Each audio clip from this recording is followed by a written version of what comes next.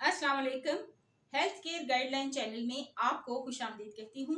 मैं हूँ आपकी होस्ट डॉक्टर शीबा अकरम। आज बात करेंगे बहुत ही अहम मौजू के ऊपर। मौजू है इन्फेंटाइल कॉलिक, यानी बच्चों में पेट का दर्द, और ऐसा दर्द जिसमें किसी भी कीमत पे बच्चे को चुप नहीं कराया जा सकता।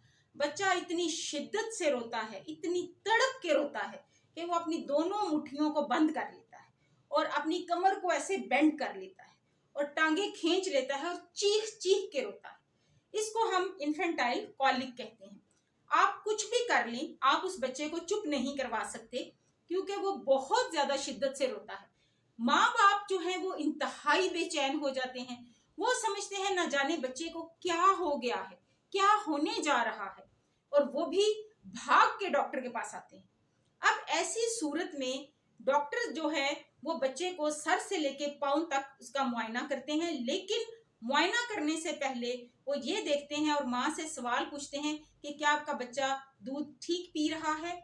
ऐसी कंडीशन में बच्चा दूध भी ठीक पीता है, उसकी ग्रोथ भी, उसकी नशोनुमा भी बिल्कुल दुरुस्त हो रही होती है और उसके बढ़ने में कोई प्रॉब्लम नहीं आता। जब उसके टेस्ट कराए जाते हैं उसके तमाम टेस्ट ठीक आते हैं, लेकिन किसी भी वक्त अचानक शाम को वो चीखें मार मार के रोने लग पड़ता है और फिर कई घंटे तक रोता है और माँ बाप को नहीं समझ आती कि क्या करें। डॉक्टर्स भी उसको चुप कराने में उसको परेशान हो जाते हैं।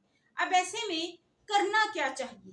सबसे पहले जब बच्चे का मुआयना किया जाता है तो पूरे बच्चे को सर से पांव तक देखा जाता है कि उसके सर में कोई प्रॉब्लम नहीं, आंखें ठीक हैं, कान ठीक हैं, कानों से कोई रेशा तो नहीं निकल रहा, गला ठीक है, उसको बुखार तो नहीं, उसकी चेस्ट ठीक है, और उसके पेट को भी चेक करते हैं, कोई इंग्वाइनल हर्निया, कोई एब्डोमिनल हर्निया का मसला तो नहीं, कोई उसके जेनिटल्स में, उसके पेशाब वाली जगह पे कोई रैश तो नहीं, नेपी एरिया में कोई रैश तो नहीं, कहीं चोट तो नहीं लगी, और उसको कहीं कोई फ्रैक्चर, कोई उसको जख्म, कोई किसी किस्म का कोई मसला नहीं होता। लेकिन फिर भी बच्चा धाड़े मार मार के रोता है और बहुत बुरी तरह से वो चीखता है। इसको कहते हैं कि ये पैरोक्सिज्म में, एक अटैक की सूरत में ज्यादातर शाम के वक्त ये माजरा शुरू होता है और फिर कुछ घंटों के बाद वो बच्चा खुद ब खुद चुप कर जाता है। इस चीज के लिए जो देखने वाली बात है वो ये है कि इस बच्चे के पेट के अंदर ऐसे जरासीम होते हैं जो दोस्त जरासीमों को कम कर देते हैं, और यानी कि उनको हम प्रोबायोटिक्स कहते हैं, और उनकी तादाद, जैसे कि उसमें एक तो लैक्टोबैसिलस र्यूटरी है और दूसरा जरासीम जो फ्रेंडली है वो है बाइफिडो बैक्टीरियम। तो ये दो जो हैं ये दोस्त जरासीम हैं जो बच्चे के पेट के अंदर गैस, हवा और फूलापन पैदा नहीं होने देते और बच्चा कंफर्टेबल रहता है। जब बच्चा हवा पास कर लेता है, गैस निकाल देता है और पॉटी कर लेता है, तो उसके बाद बच्चे को काफी हद तक आराम आ जाता है।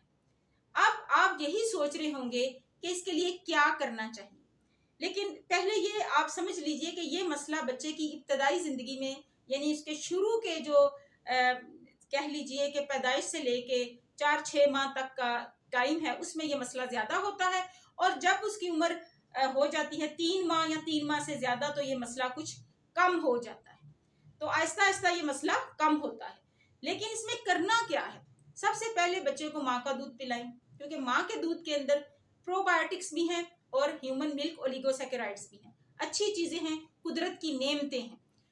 लेकिन अगर माँ का दूध अवेलेबल ना हो तो उसे ऐसा फार्मूला मिल्क पिलाएं जिसके अंदर ये दोस्त जरासीम, जिन्हें हम प्रोबायोटिक्स कहते हैं, जिस जैसे वो लैक्टोबैसिलस र्यूटरी है और बाइफिडोबैक्टीरियम है, ये वाले जो प्रोबायोटिक्स जिस फार्मूला में हो, आप वो वाले बच्चे को दीजिए ताकि बच्चा जो है उसको हवा का दर्द, कॉलिक जो है वो ना हो और वो इजीली अपने दूध को डाइजेस्ट यानी कि हजम कर सके। इसके साथ साथ बच्चे को कॉलिक ड्रॉप्स भी देते हैं और उसकी जो है ना उसके मिल्क की, उसकी फीडिंग का बहुत ख्याल रखा जाता है, उसे डिकार भी दिलवाया जाता है और उसको राइट पोजीशन में रखना चाहिए, और जब आप उसे उठाएं, बिठाएं, सुलाएं तब भी उसे राइट पोजीशन में रखें, क्योंकि बच्चों का जो पैटर्न है ब्रीदिंग का भी वो आम बच्चों से डिफरेंट होता है, बड़ों से डिफरेंट होता है। यानी जो बहुत छोटे बच्चे, मैं दूध पीने शीरख्वार बच्चों की बात कर रही हूँ, तो बड़े बच्चों से और वो एडल्ट्स के साथ तो उनका पैटर्न जो है वो डिफरेंट होता है। तो ये चंद एहतियात अगर की जाएं तो माँ बाप जो है वो बड़ी जहनी अजियत से बच सकते हैं, क्योंकि इसमें कोई बच्चे को बड़ी बीमारी नहीं होती, कोई उसके अंदर बड़ा मसला नहीं होता, लेकिन वो इतना जोर से रोता है, इतनी देर रोता है कि इसके लिए एक रोम क्राइटेरिया है। एक पूरी दुनिया में एक बड़ी तंजीम है जिस तंजीम ने इन फंक्शनल गैस्ट्रोइंटेस्टिनल डिसऑर्डर्स को क्लासीफाई कर रखा है, उसे रोम क्लासिफिकेशन कहते हैं। उसके मुताबिक ये रूल ऑफ 3 है।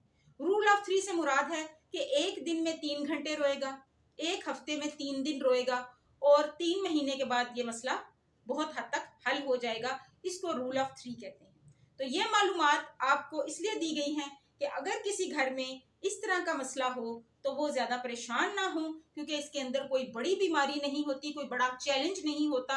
लेकिन जब बच्चा रोता है, ज्यादा देर तक रोता है, इसको इनकंसोलेबल क्राई कहते हैं। इनकंसोलेबल से मुराद है कि कुछ भी कर लें आप उसे चुप नहीं करवा सकते, तो आपको समझ में नहीं आता कि आप क्या करें, तो मसला बहुत बढ़ जाता है। लेकिन अगर प्रोबायोटिक्स दिए जाएं, कोलिक ड्रॉप्स दिए जाएं, बच्चे को सही पोजीशन में रखा जाए, प्रॉपर फीडिंग कराई जाए, प्रॉपर डकार दिलवाए जाएं, तो फिर टाइम पे बच्चा जो है वो पॉटी भी कर ले, तो फिर इस मसले से बड़ी हद तक बचा जा सकता है। मिलते हैं आपसे किसी और वीडियो में, इजाजत दीजिए, अल्लाह हाफ़िज़।